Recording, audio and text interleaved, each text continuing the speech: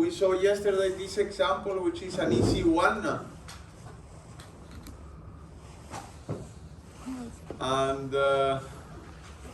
And so, as we discussed yesterday, here we have one central fact table, which is sales. This sales table has 1, 2, 3 dimensions, and therefore we need to put 3 foreign keys here as the combination of which are the primary key or one possible key for the sales fact. Then we add all the measures. In this case, we have 3 measures, and we put these 3 measures in the fact table, and then each of those referential integrity keys goes to the main table of the dimension. So 1 for product, 1 for customer, 1 for date.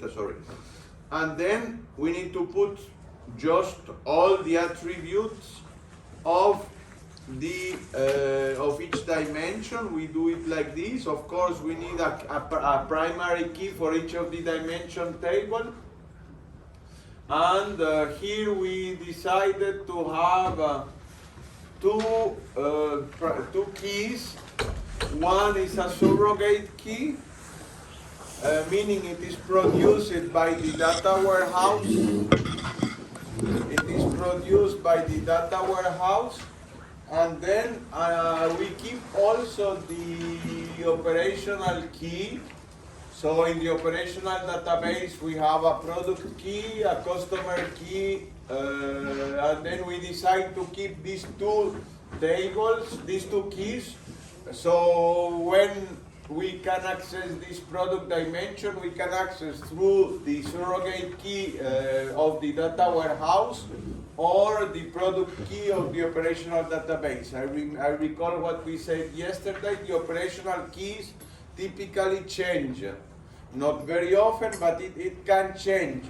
Therefore, we keep the surrogate key allows us to remove this problem from our data warehouse. So this is the easy case, and then we will see several variants that we need to take into account. You remember here we saw this example also.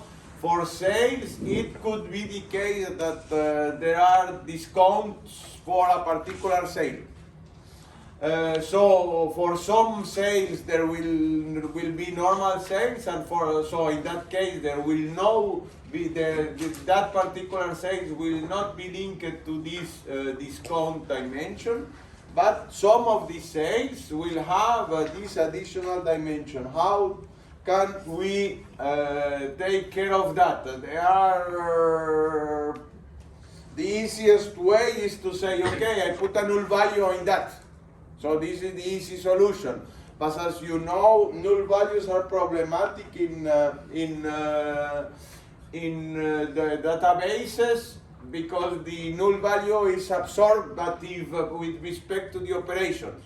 Therefore, if we can try to avoid that. There are several ways to do that. For example, one possibility would be to have one particular, we add a default member, a default row for this discount table, so all the sales without discount will be linked to this dummy discount. So this is a traditional solution that avoids taking care of null values, because in particular we can never compare 2 null values. And so if we say whether this sale has discount or has the same discount as the other sale, if they have no discount, this will be false by default. So this is a traditional way to have to solve the optional dimension. Another case that we saw is this example of a data warehouse for a mobile phone operator. There are calls. Each call is from a caller number to a called number. So we have 2 numbers that are related into this call. But in addition, according to the hour of the day, and then a particular tariff plan that is attached to the contract for a particular number, we need to have a particular cost. You remember this case, depending on your tariff plan, if you telephone on the weekends is free, but if you telephone on the peak hours from 8 to 5, you will be charged for that. So how can we represent this in a relational database? One possibility will be, of course, we have the fact table here, and as you will see little by little, there are colors, and these colors come from SQL Server analysis services, in which the fact table is colored yellow, and the other dimension tables is are colored blue. So the fact table is in the middle, and then of course we have the two dimensions, the two calls for the involved in the number. This number has a tariff plan somewhere which is not represented here, but we have here what is called a bridge table, because this is the link for this hour and this plan, this is this cost. So we have different, I don't know, from 6 to 7, or for working hours or nights and weekend, we have different possibilities to define how, depends on the marketing possibilities. But basically you have one, you need the two. Given the hour and the plan that is attached to this number, we can have a tariff for this a cost for this particular call. Okay, for that? Recursive, we do additional things that we need to do. Recursiveness is easy to represent in relational database. Here, many dimensions. It's also easy to represent, but as we mentioned, the representation is not the big deal. The deal is how to avoid double counting, and that double counting means that you need to design your SQL queries so to avoid double counting. So, but at the schema level is easy. So how do we represent this? They are for recursive hierarchies. You know that an employee has a supervisor, which is also an employee who himself or herself has another supervisor. So we have a hierarchy. We have two possibilities. If you know that there is a fixed number of levels in this dimension hierarchy, suppose that in your organization there are at most 5 levels, then one possibility will be to put the 5 levels here. So go materialize the hierarchy here. What would be the advantages for the queries when you have this materialization here? It runs faster. Sorry? It runs faster. Because why it runs faster? You don't have to do an inner join to pull the information from a different table. Indeed, but what is the essential fact is if you don't have this, you have something like this, then you have recursive SQL queries. And as you know, recursivity is also always complex, always optimized. For example, something that I need to yet to discuss. A couple of weeks ago, PostgreSQL 14, indeed the 14 version went out, and they have expanded the evaluation of recursive queries, implemented 2 new keywords in the SQL standard that I'm not aware of, or I was not aware of. So my next task for one of those weekends is to analyze how better recursive queries are taken care in PostgreSQL. But in any case, recursivity in definition in any case is complex, not complex, but this can be not very fast. The performance of recursive queries is complex, analyzing this. So materializing, if you have a fixed number of level materializing, this can be easy. Because, for example, what is the problem with recursive hierarchy? The typical query is give me the sales of an employee, and if he or she has subordinates, we also want to compute the values of the subordinates, and then that needs a recursive SQL query that needs to compute all that. Here we have already, we can compute the first, the second, third without this recursion, so it will be easy. So it depends really on your case, whether you have a fixed or not hierarchy. In that case, or you are only interested in two levels. The company has many levels, but you are interested in the sales of this employee at 2 levels most, because typically 2 or 3 levels is the one that you are responsible. Further away, many things can happen. So maybe by limiting the number of levels below one particular employee could be also, from the business perspective, more accurate. I'm trying to understand, so is the table that's at the right like flattened? You have all the levels, so you will only need to do one scan in order to get the manager? So suppose that, let me find a chalk, if I found one, otherwise I need to go to the neighbor room. Sorry, I go to the neighbor room.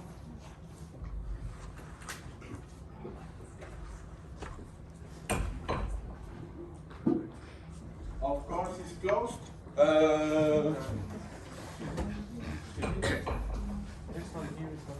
The network here is not closed.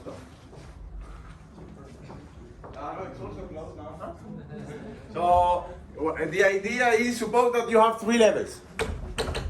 And this employee is the big boss. Sorry, this employee is the big boss. He has a first level, no, sorry. This is the big boss. And then this is for an employee here, he has 1 level up, 2 level up, 3 level up, and that's all. Suppose that there is no more here. Then if you have this, then you can have, I don't know, sales for this, sales for this, sales for this, and sales for myself, and that's all.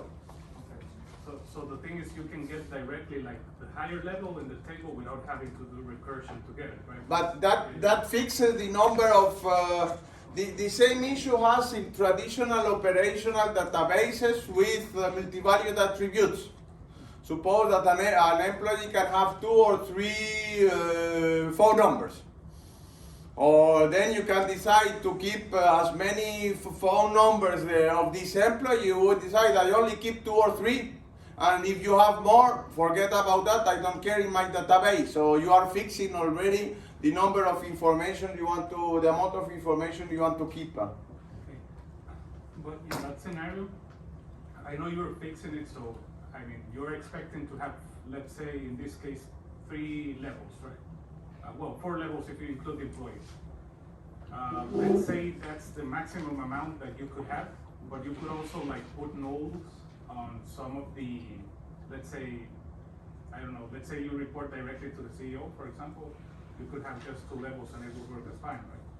But the idea indeed, suppose that you are at the 4th level, so at the bottom level, you will have 3 values. If you are at the 2nd level, you are only reporting to the big manager and these 2 will be null, of course. Okay? And then, as you know, here we are trying to avoid to facilitate the SQL queries for avoid double counting. So one possibility is we have sales. A sale relates to a book, but as we know, a book can have many authors. And then this is the traditional solution in data warehousing, which is called a bridge table, in which one book is related to many authors and the other way around. And then look at this. This is the distributing factor we already discussed it last time, or call it a percentage, or call it whatever, or call it weight. Suppose that you need to split the royalties that you get from the sales into the authors. And then, of course, it depends on the contract. If there are two authors, they could be receiving the royalties half, or maybe in the contract the author only contributed to a couple of last chapters, and then in the contracts it is stipulated that one author this author gets 70%, and the other author has 25%. So this is the distribution factor that solves the issue for distributing the measure on a many-to-many hierarchy. This is the easiest case, as we discussed the last time.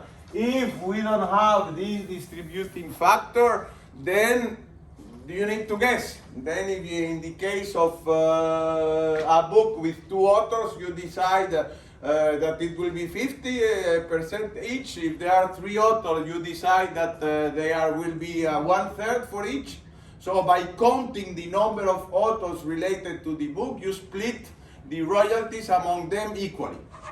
If you don't have this distributing factor, but you need to really multiply, involve whatever distributing factor, either explicitly or either computed by yourself, since you don't have this information, in order to avoid double counting. When you say multiple arc, is that the same thing as like a many to X relationship? We just don't, it's going to be inconsistent? Or like, does it matter that it's not always the same? The double linked here is one way to represent there is a many-to-many relationship between the authors and books. A book can have many authors, and the same author can write many books. So it's a many-to-many relationship between the two. And then the issue is that how much royalties every author will have. We need to split this value. Otherwise, we will give it, if we don't apply a distributing factor, we will lose in money as a company, because we are paying twice the royalties at two different authors, the full amount of royalties to all the authors of the book. Yes? So there will be one bridge table for every actor, for every book. No, this is a single bridge table in which for this book with ISBN number I have it will be one of the authors. So it's the traditional way to do a many-to-many relationship. If you're, no, I don't have chalk. So if you have a many-to-many relationship between a UML model, this is the way how you will represent it. So this is one. And yes?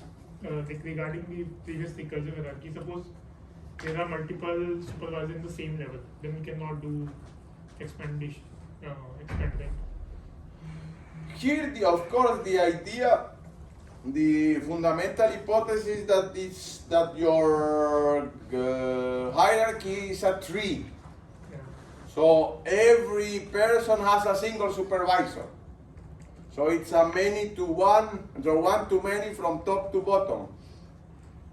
If you are seeing many to many, you are talking more like a graph, and then indeed that will be. We cannot represent a graph with some symbol like this, because if you have a graph, then you can have multiple incoming edges and multiple outgoing edges. So you cannot do. We cannot expand that. So another possibility is to have groups. Maybe this is not so traditional, but sometimes it works.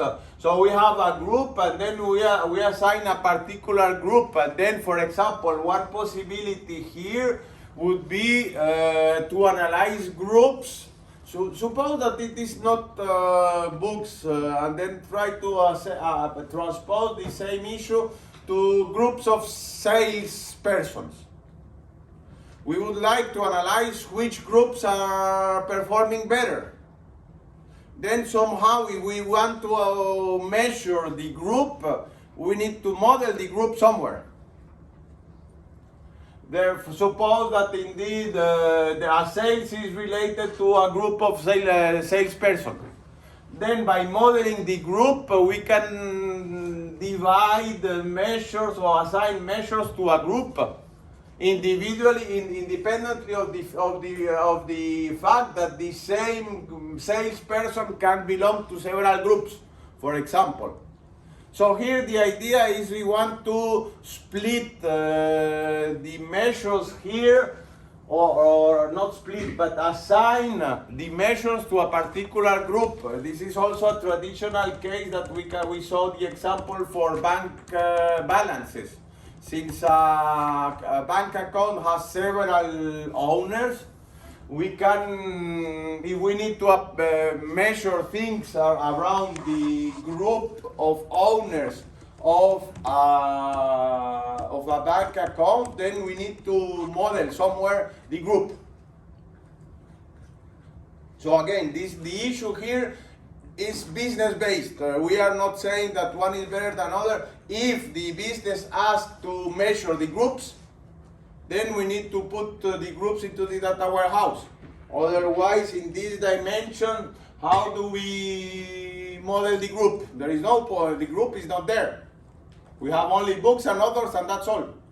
If we need to measure something around group, then we need to explicitly model the groups. But this means that you would have a different relation for every single author group? Yes. So every single time that there's a new author group, it has a new table is created. A new row of that table. So group 1, author 1 and 2. Group 2, author 1, 2 and 3.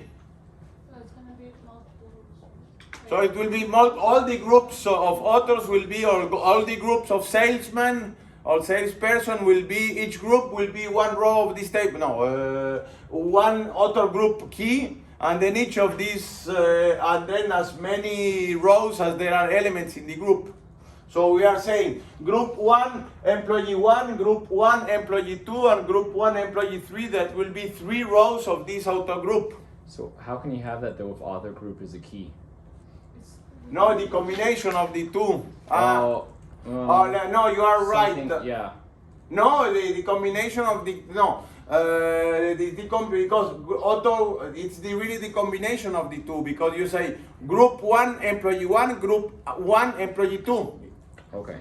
Or I mean, suppose, another example, as you know, police person or policeman, I don't know what is the correct way to do it, they are typically in couples. Mm-hmm. They're never alone. Mm-hmm. I mean, this is normal because this is a very risky business. So therefore, we need to evaluate the groups, which pair of groups are having problems or not, or performing well or not. So we need to analyze the groups. In that case, we need to take care of the group within the data warehouse. So in an artificial group like this, you would see the group number like unit 1 and then employee number, and then you'd see unit 1 happen again, and you'd see the different employee number. Yeah. Okay. Why is not a snowflake? But because a snowflake, you remember this is snowflake.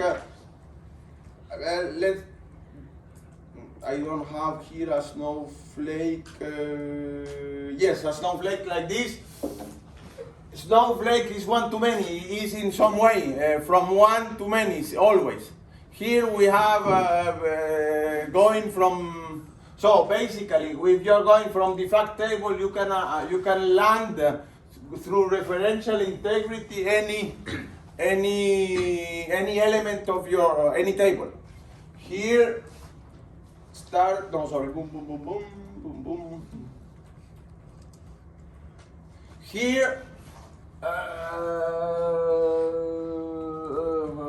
how? Author group?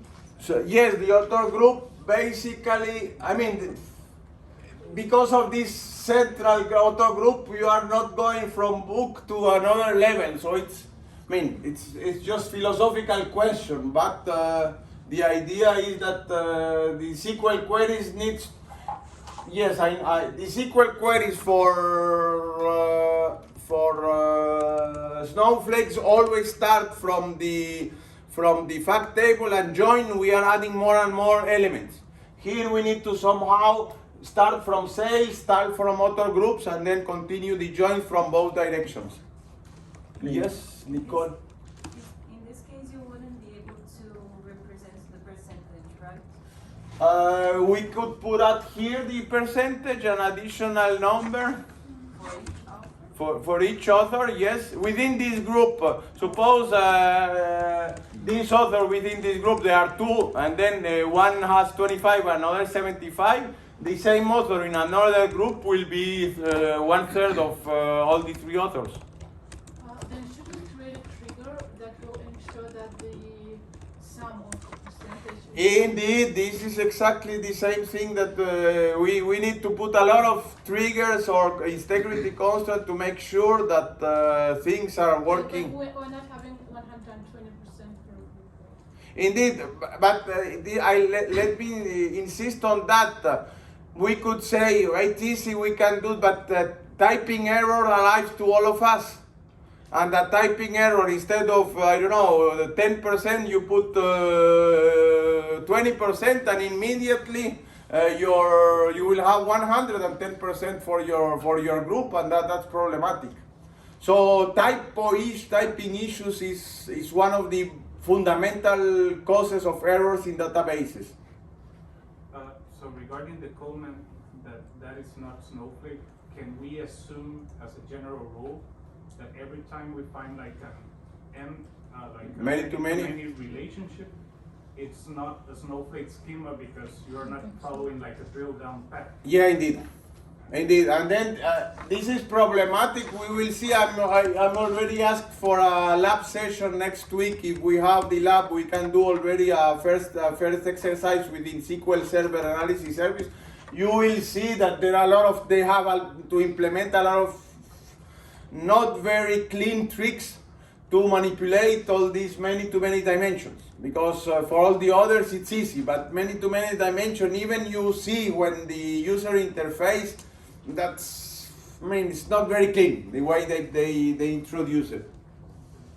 So when we have like those many-to-many relationships, does that have like a name? Because it's not star schema either, right?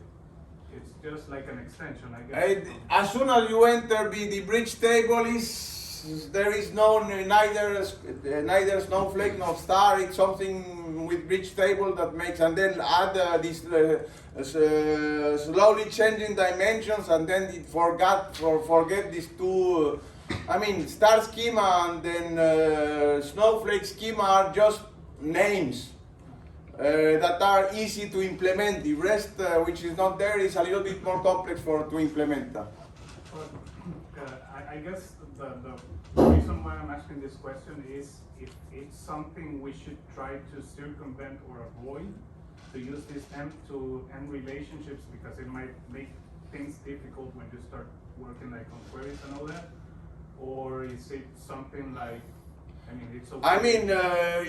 You can decide in your database that the world is complex and I don't care about the world, I want a simple SQL query, but your manager will not have the same opinion. So you will sooner or later try to model as close as possible the real world, and then just for you it's a flag. You need to, as soon as you have a bridge table, you need to take into account the double counting.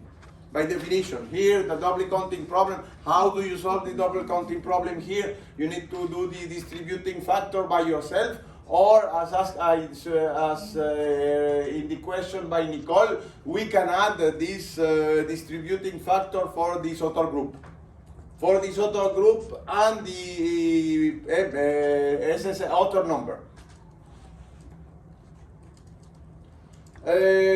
So now we can start the exercise for those that do not have. There are still papers. And again, let's start. Let's have some solution for you. I will wait someone that gives his or her solution, so we can discuss with my solution, which is not necessarily the best one, so we can discuss different solutions.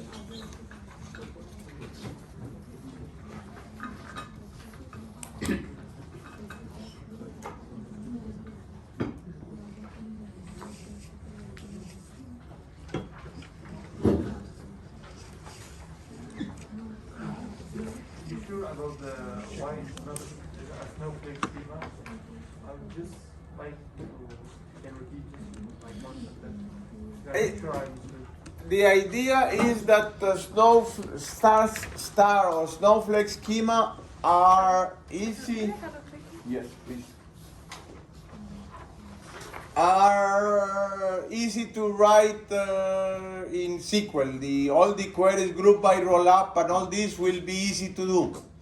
As soon as you have a many-to-many relation, you have some way to deal with double counting problem within your SQL queries, and then just need to be aware that if you do the same way as in Snowflake or star schema, you will have erroneous result because of the double counting problem. You remember what is the double counting problem? Not sure. More or less. So let's refresh. It's a pity I don't have a chart, but the idea is as follows. I will need your imagination for that. Okay, I have it. Suppose that there are, I don't know how many 1,000 euros of sales for this book. How do I split if somehow I have 3 authors? How do I split in a normal case? Let's start in this normal example here. Maybe this. I have $1,000 per sales of this product. If I want, I can immediately put the 1,000 euros also to the brand and also to the type, because there is, by definition, I cannot up all the products of the same brand. It will be simply a sum in your SQL queries. In this case, not, because I cannot simply aggregate 1,000 euros from here to here and from here to here. I need to use some distributing factor which was implemented like this. This 1,000 euro, half will be for the first author, half will be to the second author. So you cannot do simply sum. You need to sum, multiply it with something for each time you traverses a bridge table. Thank you. Mm-hmm.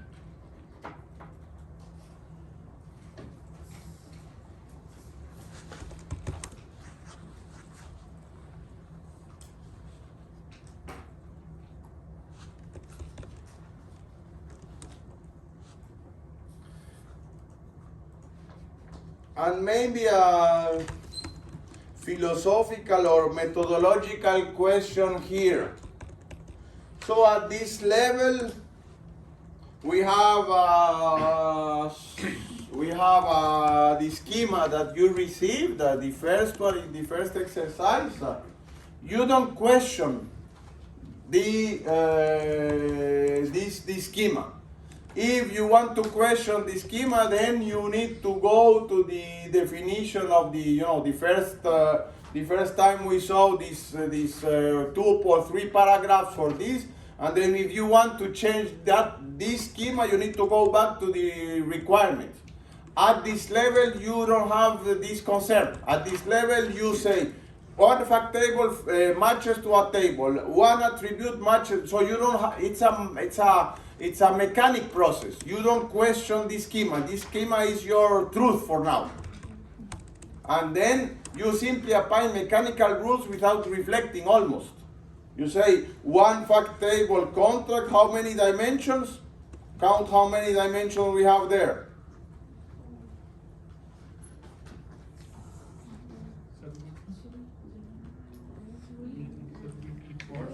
4. So then it will be at least 4 4 foreign keys. So I mean, should be quick. It's just automatic. It's just mechanic.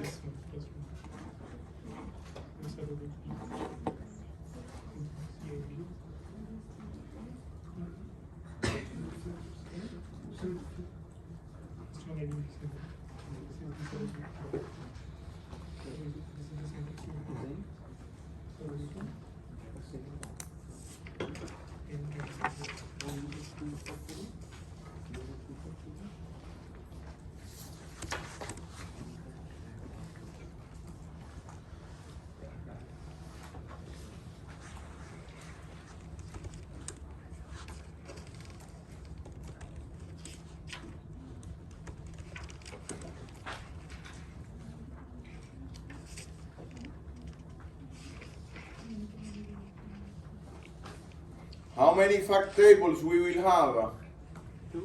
2.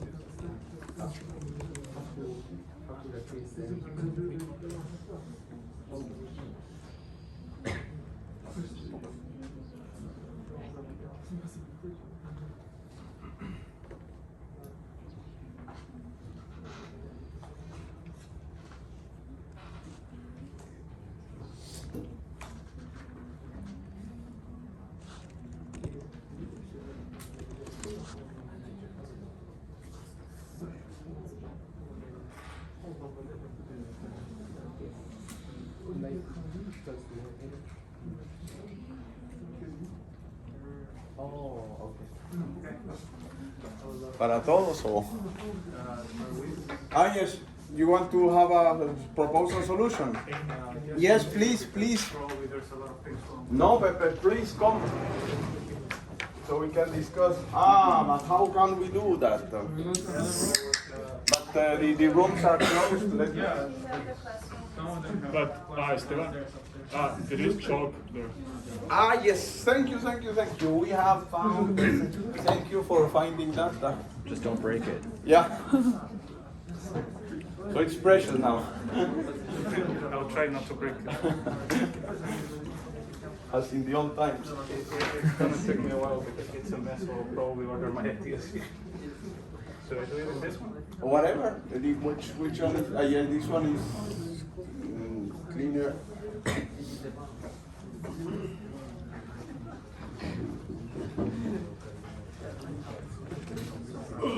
Just one question.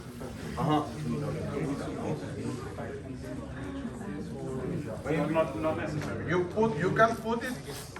This is the traditional trick for Microsoft SQL services.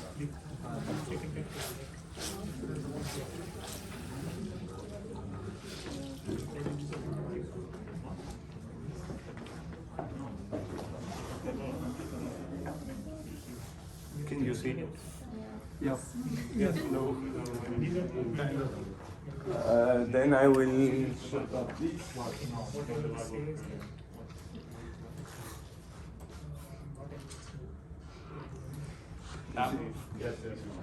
Let me see if I see put this. It would be better. Is it better? Okay, so it's not my letter. Perfect.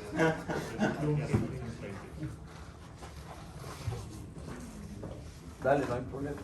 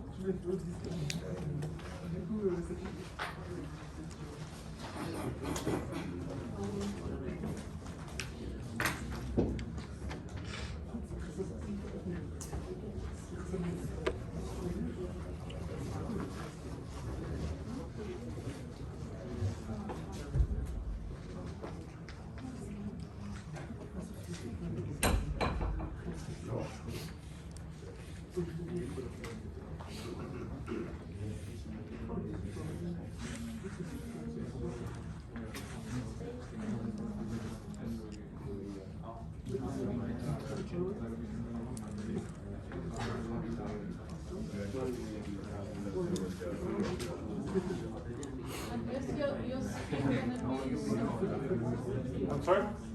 Your skin gonna be Surprise. I actually think it's none based on the comment he just. I don't know. I just want to see if it's wrong, which probably is.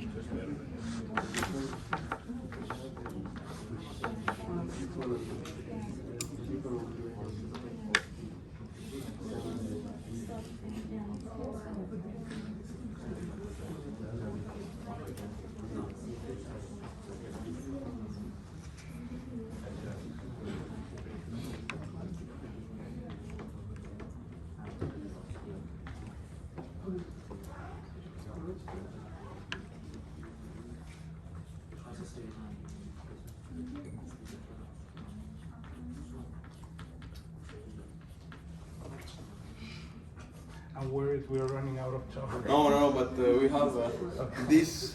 Can I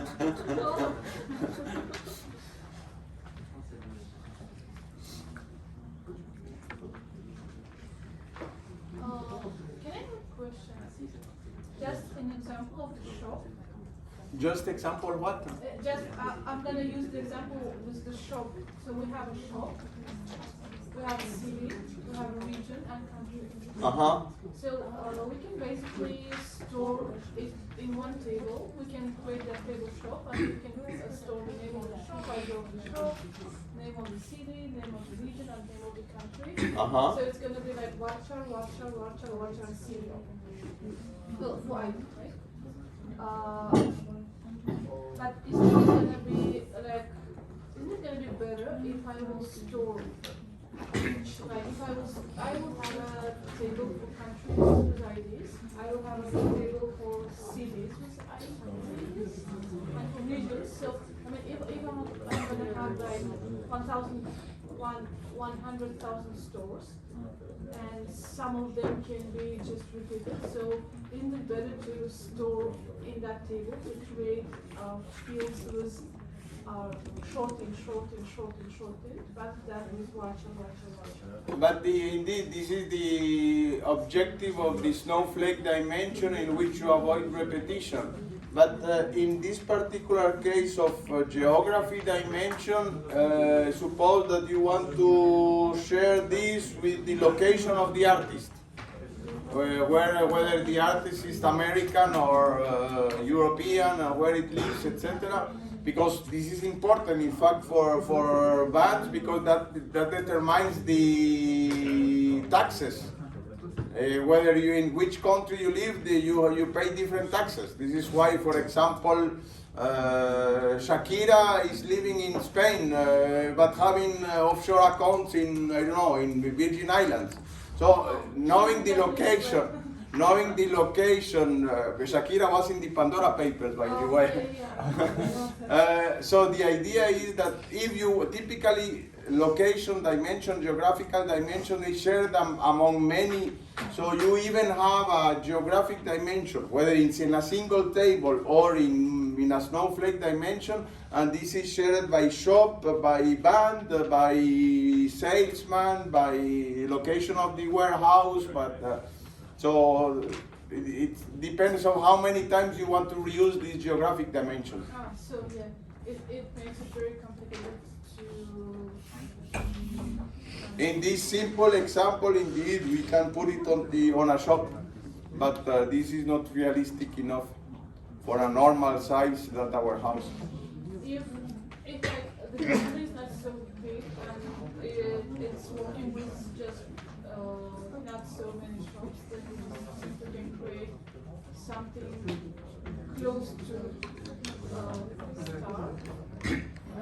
But the idea also is, as you mentioned, how many shops. If you are in a Belgian company will rarely have 1,000 shops.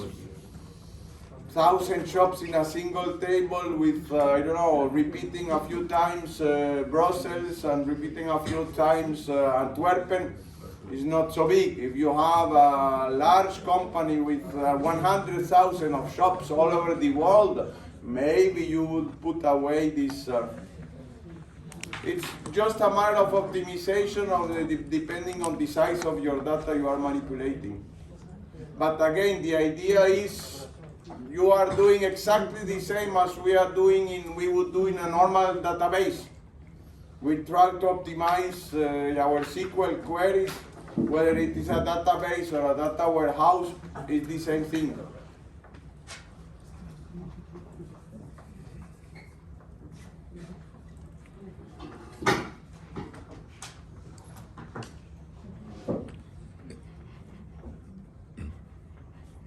So in this exercise, we can actually create a relationship between the artist, between the band and region, right? I mean, we can have one more dimension, just like time dimension, and we can connect it to the band, So we're gonna know from what region he's from. Maybe, may I ask to then try to match your solution with this, and then you can at least compare visually the two? By the way, when you're doing like foreign keys to other table, it's supposed to be dotted, right? Or it doesn't matter. We put an arrow in the referencing, for example, but just a notation If I between. put like a dot here, just to. Oh yes, you can put it like this.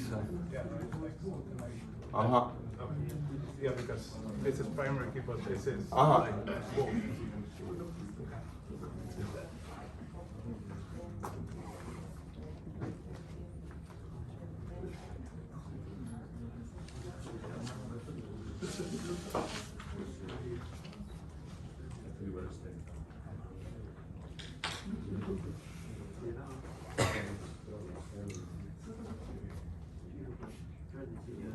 What does PCT stand for in your schema? Percentage. I believe it's the same name in the. Oh, okay. Thank you.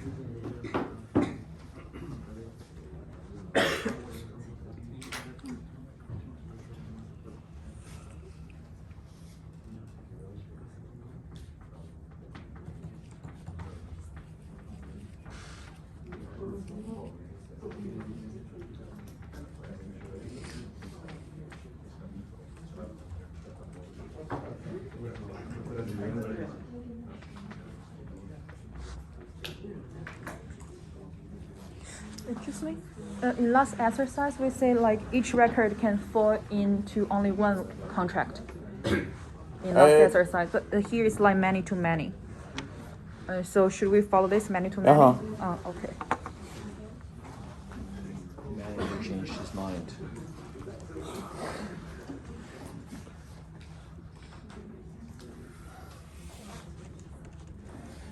Why I insisted, Jasmine, this is a good question. Can you told to everyone your question, because it's an important thing.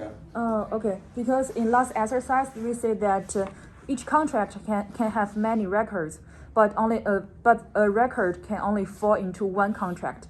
This is what is said in last exercise. But in this exercise, we build the relationship as many to many. Like a record can have many contracts, and a contract can have many records.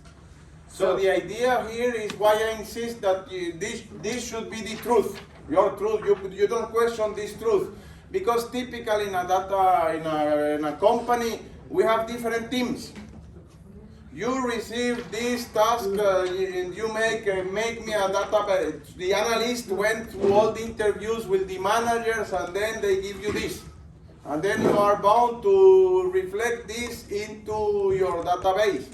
Of course, you can question this, but then you need to go back to the other team doing the interviews with the managers and arrange the things between the other team and your team. Because typically these are two different, the analyst and the database architects or database managers.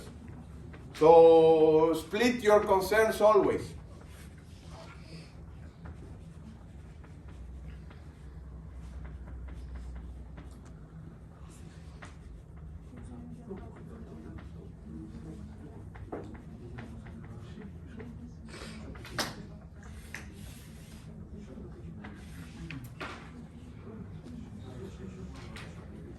Nazgul, There's a double line. do you have a piece of your solution for the part that you were discussing, so we can put it here somewhere and compare One it? to many. Just simple. I'm sorry, it's so messy, by the way. Don't worry. yeah. Can you please explain your ideas? Sure. Okay, so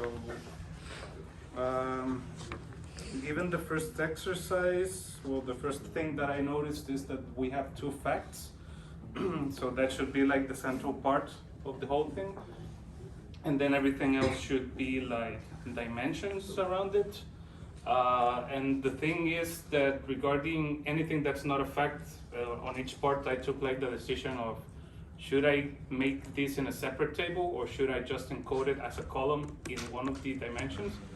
So the way I did this was like trying to, first of all, like group things that went together, like what Nazco was saying, like for example, city, region, country, and shop, that looked like a hierarchy to me. But then at the same time, like thinking like, do I want to like keep track of this separately for some reason based on the diagram? So given that, this is actually what you were saying. I think technically it's not star schema either, because I use like some many-to-many relationships like in here, because I mean, from my knowledge, I know that an artist can be in several bands, but there are cases where I'm sorry, a band has several artists, but there are cases where there are artists that are in several bands as well. So if we want to map that, we will need a many-to-many relationship. Now for the instruments as well, there are a lot of artists that play a lot of instruments, not only one. So that's why we need a many-to-many relationship here. And one instrument is can be played by several artists. So that's why I have this here. Yes, you have a question?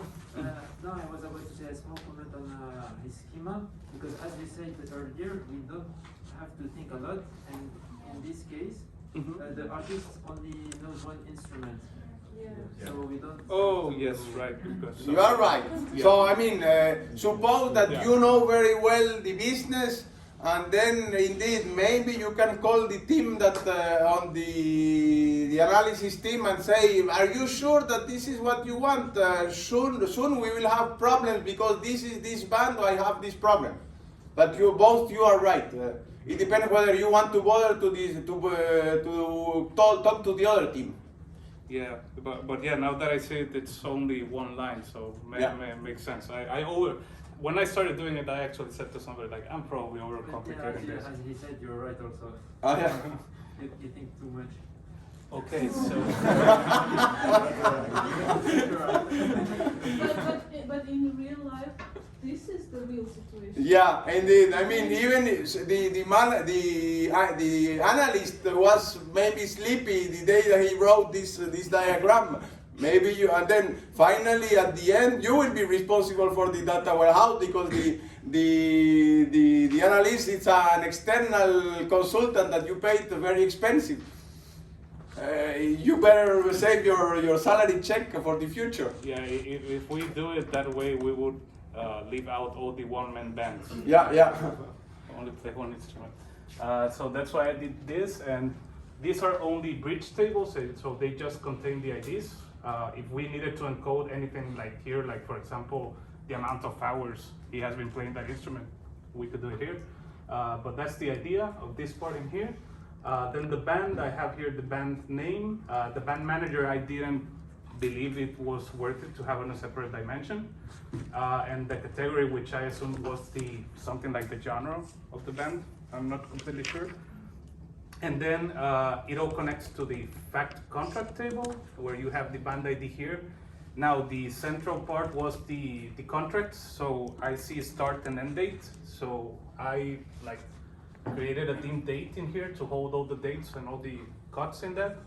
And as you can see, this joins twice to this table, both for the start and the end date of the contract. What else? I created. Quick question: why didn't you create the transaction, a different table for start date and end date? Because I don't believe you need, I mean, from a data warehouse standpoint, you most likely, I mean, at least from my experience, you always have a dim date, where you list like a catalog of all the possible dates. Dim date, it's totally fine. It should be this way. I'm just asking, like, what if we just were discussing this, that contract can be suspended for one time and then start again. So, But is it gonna be new record, or we will just modify and we're gonna lose the history? But would you consider that as the same contract ID? If it's like something that stops and then you have to, let's say, reactivate that contract, would you create a new contract ID for that, or you reuse the same one? Because I believe depending on that could be one or the other. If there is a lawyer in the room, you would never use the same. There's no such thing as restarting a contract. If a contract is done, it's done. You can copy paste a new one, but you have to sign it. There's a new date. It's a new contract.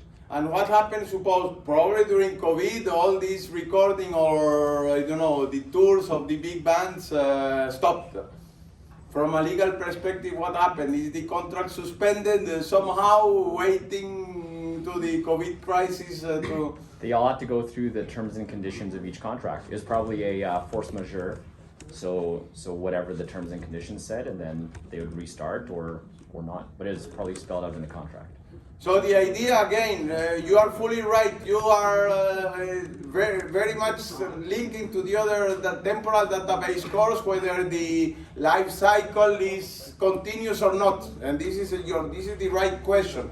If you want that, then you need to implement somewhere here the fact that you can have multiple start and multiple ends in one way or another. But we will see.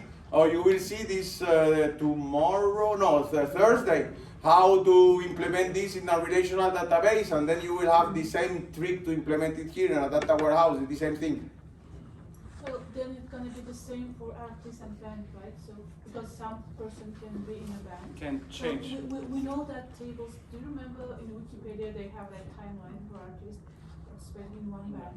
So he could leave, start his solo career, and then he come back to the band. My reasoning why I didn't put that it's because it isn't any like. But if we're just a bit expanding and make it more general. But indeed, Nazgul, you are fully right. Until now, we have this is my next batch of slides is talking about temporal aspects of in the data warehouse we have not covered yet. But sooner or later, all these temporal aspects appear. But I would suggest that we discuss that after the second slide of second batch of slides. We have material to discuss with. Okay. Question. But a second case, but why the dimension record?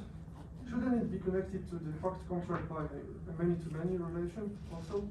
A contract could have because several. Here the record isn't connected to contract. Yeah, okay? according to this, you're right. Yeah, it has the two of them, so it should be like a table like this one. Yes. Maybe you can add it here No, I think you quickly. can just connect it. Just connect you? We need to create a separate table because it's a many-to-many relationships. One contract can release like several records, and one record. But can one maybe I record, don't understand. What does the dot mean when you do a dot? It's just I'm pointing that this key is joined with this. Oh, key. okay. So it's your like dot a foreign is key. not. Okay. Yep. That's a key. Okay.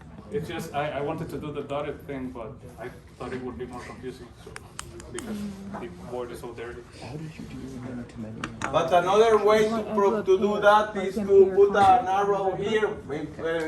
There are no standard for that, but one typical way to do it is that goes from release date here, from shop location ID to shop location to know in which direction is the referential integrity. Yeah. Yes, Nicole has a question. Yeah, would it be worth it to have a different table for manager or category? What would you ask? What would you answer? Also, the categories for the manager. No, I I thought- mean different. Would it be worth it to have either a table for manager or a table for the category? But category attached to what? To what? the band. I'm just thinking about like you would aggregate over the category maybe, and you wouldn't want to like go through all of the rows. You could just get Yeah. the category. I would say it would depend on the amount of categories you have. If they are a small amount and they don't change much, I would just leave it there. But if it's a lot of categories and change a lot across time, I would probably have a separate dimension for this. But again, independent of this, this is one aspect, but even if there are not so many categories, but as Nicole suggested, give me, I don't know, suppose that you have different genre, and then, I don't know, whether Latin music is more popular than jazz or classical or whatever, if this is one business question, maybe indeed it would be worthy to have this genre table or category table, and also for the manager. I don't know I'm not in this business, but probably I don't know the manager of a big successful manager has many groups. I know on the old time Giorgio Moroder was one of these managers that has many. He's a multifaceted artist that was fine enough to discover many bands. If you want to analyze these managers, yes, we need basically, as soon as you need to have questions about this aspect into the data warehouse, you need a table. A table is an entry point, or a dimension is an entry point. Philippe has a question. I have a question regarding I've seen that you put the optional dimension, for example, date of delivery. Yes. Yeah, and same for the manager, you left it in the... Here, the reason why I put this is that I've seen that usually in the date table, you have a key that's -1. That means, like, at least from what I've seen, that it's like arbitrary date, that when you see this key, it means like it's null. So it's not necessarily null. So, I mean, just going back to that, if it didn't have a date of delivery, if I would put like a -1 in that key, and I would know that in this case it would be, it's not null, but it's something that means like date. Yeah, like it's optional. Okay.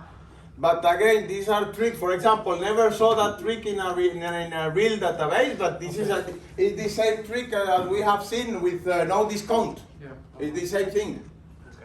And indeed, by putting a -1, but -1 is not a nice, because -1 means 99 to 31 December 99 at some hour.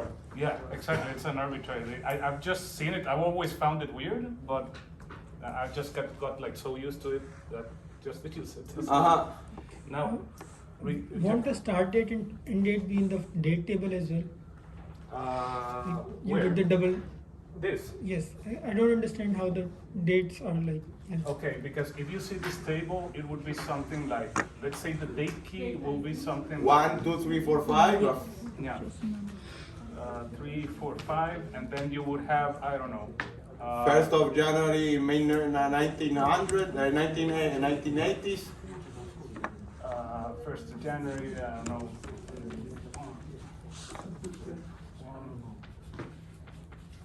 So you will have materialized each day into your time frame. So let's say your start date and end date are from this to this.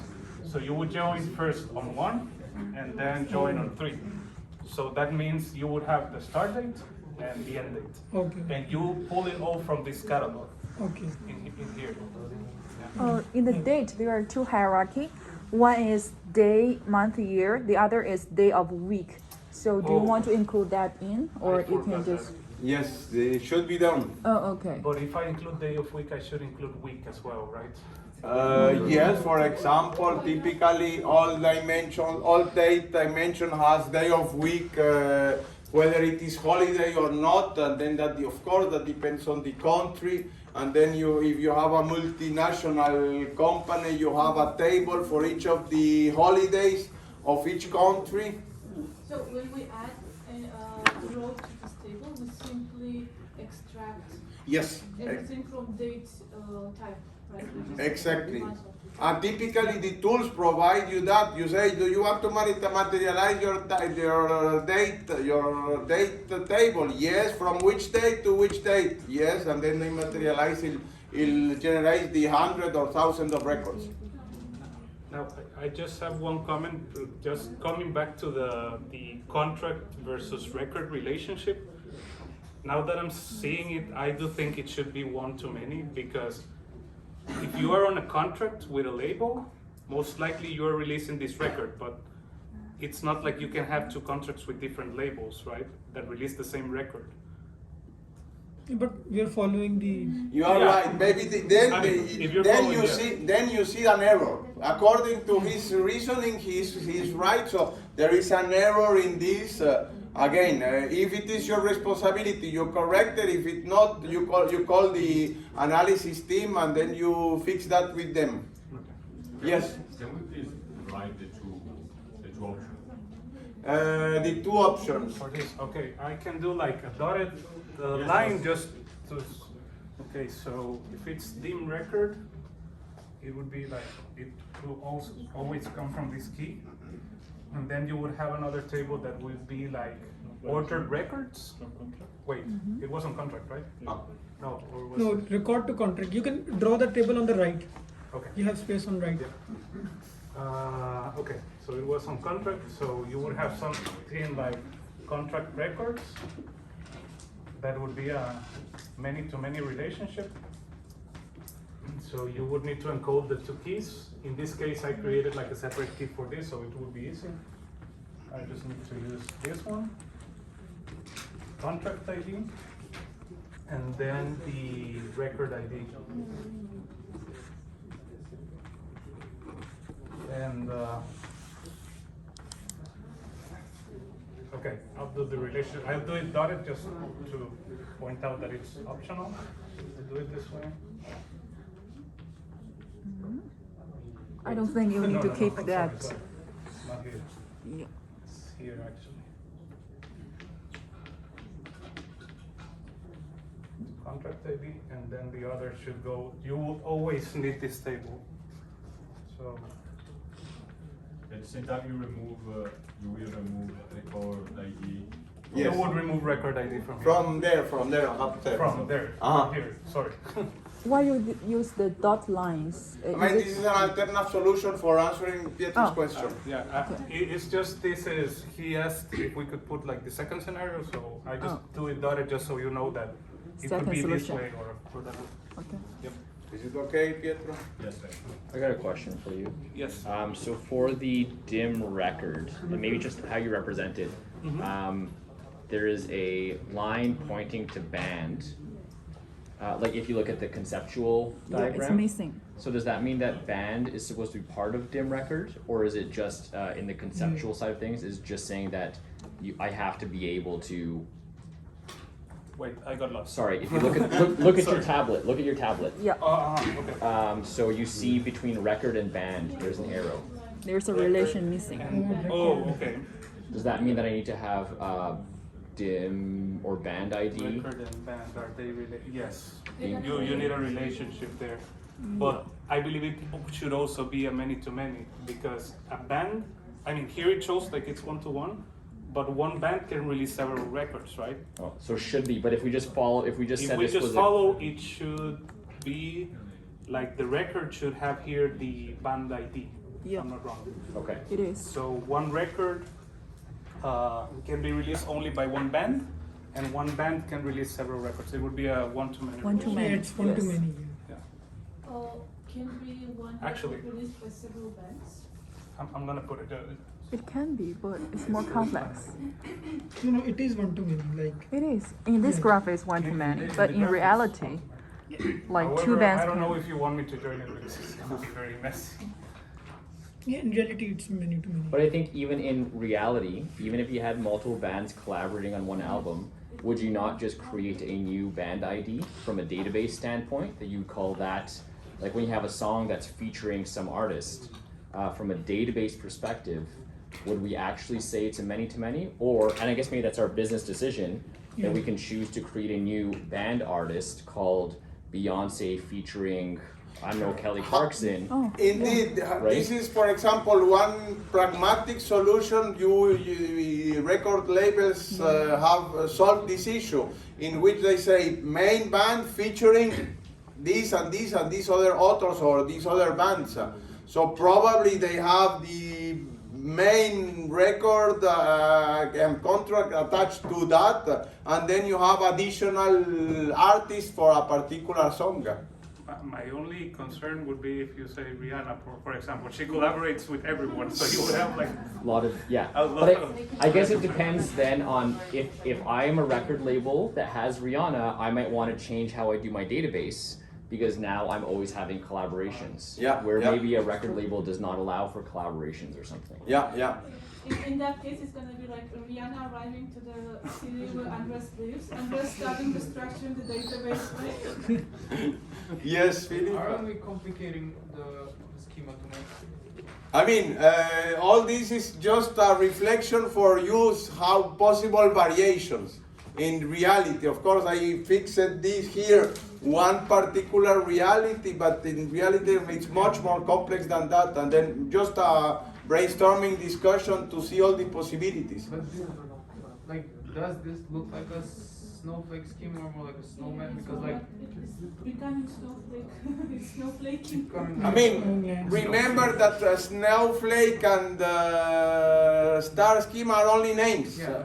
I mean, in the sense that these are two ways to two different approaches. Whether you and then you can pick mix and match. For this dimension, I can use this. For this dimension, I can use the other. Or for as soon as you have many too many, there is no solution. You have yet another dimension. But at least it's a conceptual view to separate things. But you don't need to. I mean, reality never fits to either one or the other. So Philip, when you say like if we want to make it more simple, are you thinking like that we could collapse, for example, the instrument artist and dim artist into like a single table rather than normalizing it? Is that what you mean by more simple? Like how? What? I'm just curious. I have no idea. To me, the left part bothers me. Like This one. yeah, the one over there to me is okay. I mean, we can like drop the artist instrument because like it's not needed. What bothers you from this part? Everything with the dates and the relations between them. Can we elaborate on that, if you may? Can you express your concerns? Can we hear Phillips, please? Like I don't know because like it's for me it's like this is the second or the third schema that I'm doing, so you're probably more experienced of course. But to me, on first intuition is that there are tables who like, for example, dimension record. We see that there are like, I don't know how to say, but like to me the record seems to be like a fact now. I don't know. It isn't because it doesn't have like any metrics in it. It's just like. I mean, it looks like a Because table it that has a lot of connections, yeah. And that would I be don't know the if same that should be for. avoided or not, but That would be the same for your date table. Usually, if you have like a lot of facts that rely on time, you have a lot of joins to this table. So if we go by that reasoning, this would look like fact as well. This is a good question, Philippe. How do we can we have a very simple way to identify what real world element, record, contract, date, or order are facts and which are dimensions? Something easy to remember. How do we split already a first guess immediately? For me, it would be if it has an aggregation. An aggregation fact, an aggregation of something that we can aggregate through whatever hierarchy. Can we aggregate record by date? There is some, I don't know, some element here that we can aggregate through shops or, no, it goes through contract of order. So immediately we can see that this is kind of a dimension. It's a physical object on which we can attach contracts or orders or whatever. So the first thing is whether there is something that we can have several roll up and drill down operations. I don't see it for record, even if there are many connections, they are participating in many facts, but there is nothing we can aggregate. But having a schema like this would be okay. Of course. I mean, compare this with your TPCDS. You know, you should be very well aware of the TPCDS. It's much more complex than this. You have many connections in your TPCDS, and TPCDS is supposed to be representative of the complexity of normal data warehouses. But as for record, it also can be aggregated through the date. So for example, we can aggregate in the near month, the record. How many records of this indeed? But it's not physical in here. It's not like you're having a measure in here that you want to roll up or something. The only measure that you could add in this case is count. How many records we sold on a particular date or a particular month, or how many records we recorded on a particular month. But it's the same how many books we sold, but again, we sold, this is here of course, this is a production. Suppose that these are cars. The same idea for cars. Cars have a release date or production date. Is it car a fact? It's more an object. Let me maybe just to finalize. Maybe facts are more like a transaction, something that we want to measure a transaction. Contracts, orders, sales are kind of a transactions, which is different of the objects involved in that transaction. Will start date or end date usually store only the date key or the yes, on the date. only the date key? Yeah. Because from this date key we can see whether we sold on weekends or whatever. So all the information about dates is already centralized in a single place. Yeah, also, as Andres mentioned yesterday, if you will make like more, well, now you want to see quarters, then you just change this table, and you don't have to change to add anything to date. So like you link in the date and you can manipulate over that date however you want. Yeah. You can add more Levels of aggregation. As long as you can derive it from From- one of these, because here, for example, if we assume this is only year, month, and day, it's not time. You can get hours or minutes from here. So it would depend on if you can derive it from here. Is there any other question in this schema? So you have in the solutions, even already in the website, my solution, but this is one. I mean, there is no, we have discussed, there is no a single one which is better than other, which is bad or wrong. This is better reflecting the reality, maybe, than the one I put into the solution. But it depends really how much this one reflects the business requirements. I have a minor question. Like, I want to hear the reason why you put the shop location in this way rather than like Snowflake. You put some like city ID, region ID that way. In my case, I'm assuming and making a lot of assumptions that this is a small shop. So if that's the case, I would put it here.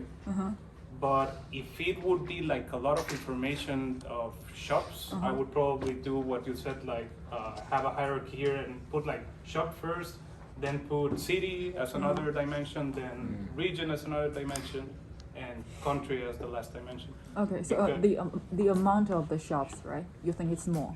Yeah, I think there's, I'm assuming there are, because there's no information there that says that they're small.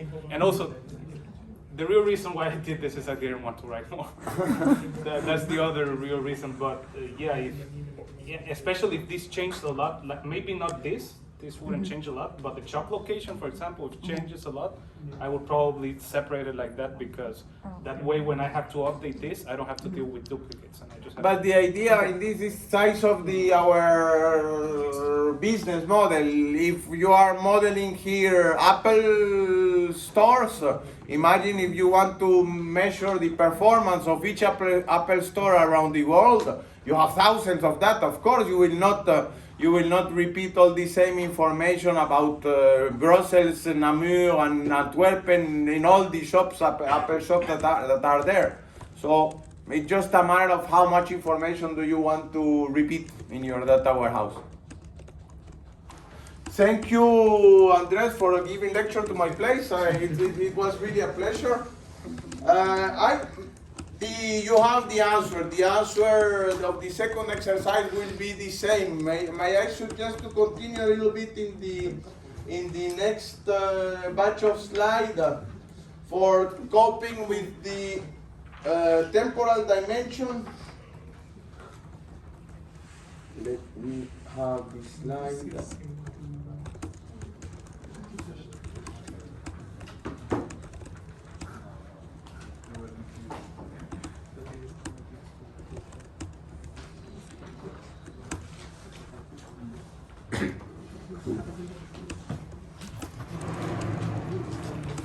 Then I need to upload this.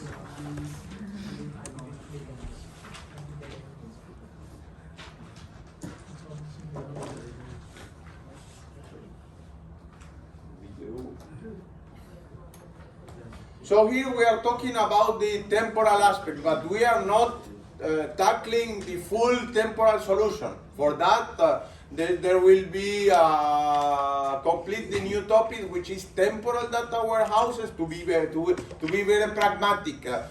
In the first edition of our book, we didn't dare to ask to cope with the temporal dimension. It is a much more complex topic.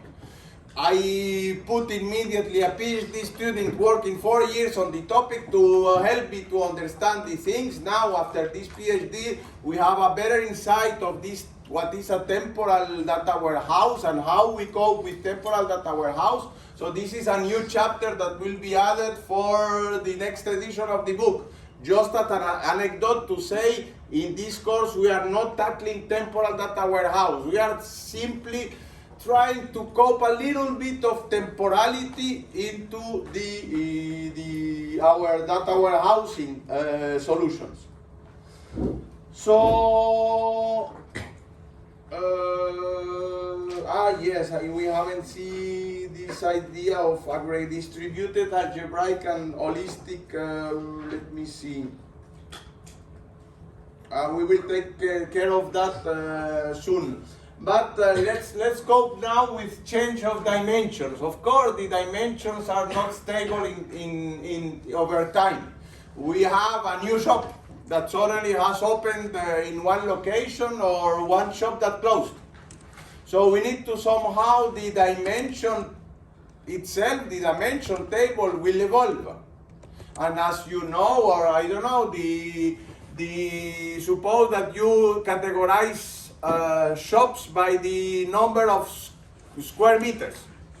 And suddenly one shop was expanded and then was passing from category 1 to category 2 because they have double the size. So all this happens in reality, but since we are not talking about temporal tables, when the category of a shop, when after the work, the shop became from category 1 to category 2 in the database, we lost this information that previously it was category 1. So the idea is, unless we cope with some way to save some part of the history, we lose the modification of the dimensions. And so this is why in the data warehouse domain, there are talking about slowly changing dimension and rapidly changing dimension. We will see some of the tricks. They are not very nice tricks, not very clean, but nevertheless, this is what has been implemented into the tools. If you go, let me try to find, I don't know, I will try to say SQL Server slowly changing dimensions. So here, for example, this is the thing, and then you need to write, you to read a lot. How do they cope with the several variants to type 1, type 2, historical? So there is a lot of tricks. So how to implement this in each particular tool, and the solution for slowly changing dimension in Microsoft will be different from Oracle, different from other tools. So there is a lot of variation here. So in one sense, I will give general ideas of how these slowly changing dimensions are coded into the tools. So the idea here is that until now we suppose that new sales are realized. These are coming from the operational database. Through the ETL, the new sales are loaded into the fact table, and then by definition these new sales will be aggregated in our OLAP tool. So what I meant here is only the new facts are added to the table, but the dimension table does not change. But this is not the fact, this is not the reality. The reality is that there are new customers, that they are removing customers, the data, the customers are changing their location, and all these new sales, of course, but new updates of dimension should be taken into account. And then this should be taken care through the data warehouse to represent the data, and through the aggregation here into the OLAP tool. So we saw example yesterday, these two couple of John and Mary at the beginning living in Dallas, now living in New York 10 years later, and then they bought something 10 years ago. And of course, 10 years ago, these sales were aggregated to Dallas, and if you do not take carefully if you do not cope carefully with this fact, these sales from 2000 will be aggregated now to New York, where they should be aggregated to Dallas. This is the location of their location at the time of when the sales occurred. Okay, for that. So we are trying to keep at least this information. Sorry. And then one possibility is that the issue is that somehow we need to have several versions of this record for John and Mary. One that reflects that at some time they were in Dallas, and another record, another version of the same record that now they are living in New York. And then there are three tricks to handle these changes. Type 1, type 2, and type 3. But these are just schemas. There are many variations. Let's see what happened. Type 1 is you don't care about this aggregation. The new values, the old sales will now aggregate it to New York, and you don't care. So you just forget the changes. So now we have these values here, and the old values for the sales will now be aggregated with that. So type 1 is what we have always been using. Now, type 2 have some versioning. We do not take care of when this couple changed from Dallas to New York. We don't take we are saying in this data warehouse we don't want to know when.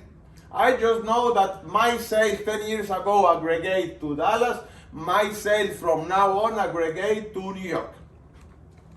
So this is why you have a surrogate identifier, which is independent of the customer key, and you have a record for the old address of the couple and a new record for the new values of the couple. Yes. But now the individual customer will point to two addresses. So can you keep yes, indeed.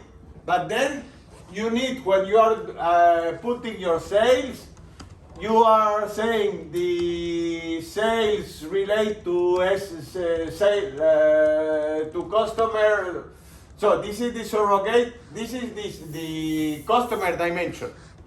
In your fact table, you cannot use the customer key. You need to use this surrogate key to point to the right version of the customer. So you don't don't modify the address, you just add a new. You add a new, and so suppose at the beginning you start like this. No, I don't have a, no, let's put one fact then. Let's put with one fact here. Let's have it here. So basically in your fact table, for the sales in 2000, you will put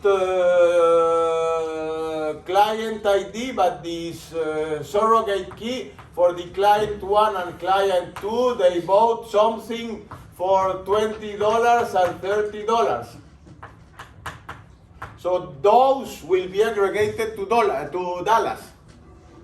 For sales many years later, you are now pointing, so the client will be 4 and 5. And those sales here, $25 and $35, will be aggregated to New York nowadays with this version identifier. Okay for that? So this is an easy trick to do not cope with all the problems we are dealing with in the temporal databases courses. You know, all the period, intersection, union, all these problems. So this is just a trick to avoid this manipulation. Yes. So just in terms of implementation, then, to the question that Ismail asked, is it a matter of like if we do a select, find all of our customer with CID 1, and then we just have to choose wherever the SID is the largest. If we're looking for the most current, whatever the information is. Yeah, you get the next something which is already getting to the next slide. Somehow we need to mark which is the current version. Okay. Okay. So not this is typically a flag, typically a Boolean value. This is the last version. I mean, suppose we want to count the number of customers living in different cities. So this will count like 2 times the same customer. Indeed, this is also a nice question. Now, when you are coping with history, you need to be more careful when you are doing your aggregation. If you are counting number of customers, you cannot count distinct counters or SID. You need to have, in addition, get the SID, get the CID, and then count the distinct on here, and not the count distinct on here for the sales. It depends whether you are counting the transactions or different customers. Does this answer your question? I mean, all the information is there. You need to be careful which attribute you apply the count. So, what is the drawback apart from the temporal aspect? Like, apart from we're not able to maintain that the same customer was previously living. No, there is no drawback. The meaning is that now you have to be careful of course, we don't have the information about when this couple changed from Dallas, and we don't care in our data warehouse. But we want to aggregate to the right location when the sales occurred. So in this case, we are able to do that, and then as your friend suggested, when you count in your SQL query, you cannot count this thing here. You need to count this thing here to verify how many distinct counters, how many distinct customers you have. And then, of course, you have new customers that are continuously arriving to the data warehouse. Is there any question in this? Does it have a time step in this table? Because if I want to see, like after 2010, the year 2010 joins total consumption or something, like how I know which is after year 2010? Maybe there is a time step? There either as timestamp, but let me see whether, yes, look at this. There either you can add something like this. This is the next slide, but the idea there will be a valid flag to or something like this. This is the correct one. Yeah. And the old, so for example, if you are analyzing how many customers we have currently, maybe we can only just count this number of records with this attribute as true. Yeah. So let's see. So I mean, this is the first variation. A second variation, as you mentioned, at what time which version was valid. And then we need to add timestamp, and then we have two different solutions.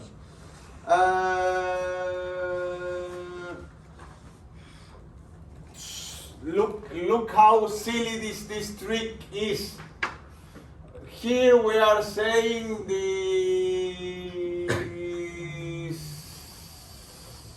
that this happened at this date. Look how ugly is this solution. So this is not an ideal. So after having seen all the much smarter tricks in the temporal database, this is definitely not a nice solution. An alternative solution will be something like this. And then already we know that putting null here is not a nice solution either for your SQL queries. So maybe instead of having that, you put 3,000 or 9,000 here will be easier. Even if your data warehouse book says that, now you understand this is not ideal. Just one question. Now we have flags. If for example, the address was 1, then it changed back to how it was. So should we add a new line? Yes, of course. We cannot just change the flag, right? Good point, but then it depends whether you want to keep the dates or not. If you are not keeping the dates and you have probably this solution, maybe you can add the flag back to Dallas. At the end, you will try to add customer ID John Dallas and say no, there is already a record, and then you put it back the flag to true. That could be a possibility. But you get the idea. We are here trying to have a poor man's temporal solutions. If you want to do properly and do proper temporal analysis, you need to go to the full artillery what we are discussing in the other course. And then another very silly solution, type 3 limited version. So we foresee that our customer will change only 3 times from city, for example. Then let's see an example. So we keep the last known address. We don't want to keep all the history, all the change of all the address.